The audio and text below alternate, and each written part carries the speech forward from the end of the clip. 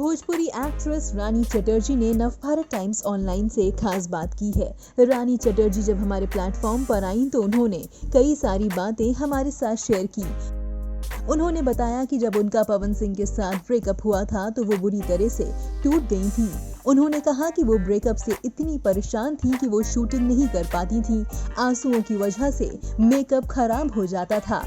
आइए सुनते हैं रानी चटर्जी की कहानी उन्हीं की जुबानी।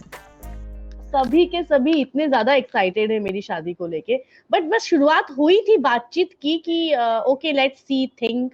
ये थिंक के बाद जो लॉकडाउन आया है उस थिंक ने सीधा दी एंड ही कर दिया है। मतलब सोचने पर ही थे कि रानी, जब कोई एक बार प्यार करता है उसका ब्रेकअप होता है, 2 बार प्यार करता है और खास तौर से हीरो हीरोइन के बारे में हम सोचते हैं इनको कोई फर्क नहीं पड़ता। दरअसल असल में ऐसा होता नहीं है। दिल जब टूटता है, हाँ, दिल जब टूटता है तो आदमी अंदर से टूट जाता है। फिर अपने आप को आप खड़ा कैसे करती हैं दूसरी बार? और मेरा एक टाइम था जब वही आपने जो पवन जी की बात छेड़ी, पवन जी की जो बात छेड़ी, वो टाइम मेरे लिए इतना डिफिकल्ट था। पता है एक्टर और एक्ट्रेस खड़े कैसे हो जाते हैं ये, क्योंकि उनके पीछे सिर्फ प्यार ही नहीं, उनके पीछे बहुत सारी जिम्मेदारियां होती हैं। न चाहते हुए भी उन्हें दर्द को साइड में रख के ना मुस्कुराते हुए बाहर निकलना पड़ता है। तो ये चीज मैंने फेस की है। एक टाइम था जब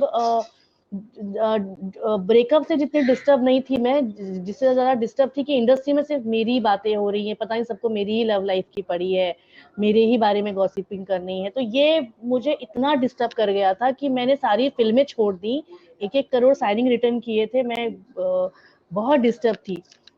लेकिन मुझे रियलाइज हुआ कि जो प्रोड्यूसर्स मेरे पास आते थे और कि रानी जी, तो मेरे चलते बहुत सारे लोगों का नुकसान, आप कह सकते हैं कि बहुत सारे लोगों का घर चलता है अगर मेरी एक फिल्म करने से। तो मैंने खुद को ऐसा भी हुआ था कि मैं सेट पे शूटिंग करने भी गई थी, लेकिन मेकअप करने तक की हिम्मत नहीं हुई थी मेरी। ये बात मैंने आज तक किसी को शेयर नहीं की है, ये पहली बार मैं यहाँ शेयर कर रही हूँ। एक बार ऐसा हुआ था कि जिस दिन ऐसा हुआ था कि ब्रेकअप है या सारी चीजें, बहुत टेंशन थी। ब्रेकअप मतलब क्या, फैमिली और काफी लोगों ने काफी ऐसा चीजें कर दिया था कि आगे पॉसिबिलिटी थी नहीं कि हम दोनों दोस्त भी रह पाए दूसरे के, पवन जी और मैं। और नो डाउट पवन जी ने भी बहुत तकलीफ झेली होगी उस टाइम पे। मैं सेट पे गई हूँ और मेरे मेकअप मैन मुझे मेकअप करने के लिए आए, तो मैंने उनसे कहा कि दादा मेकअप नहीं हो पाएगा, मैं वो नहीं हो रहा है, नहीं बैठा जा रहा है। और डायरेक्टर को मैंने बुलाया और ऐसे रिक्वेस्ट की हाथ जोड़ के कि सर अगर कोई बहुत बड़ा नुकसान नहीं हो रहा है तो प्लीज मुझे छोड़ दीजिए, मैं आज परफॉर्म नहीं कर पाऊंगी सर, प्लीज सर।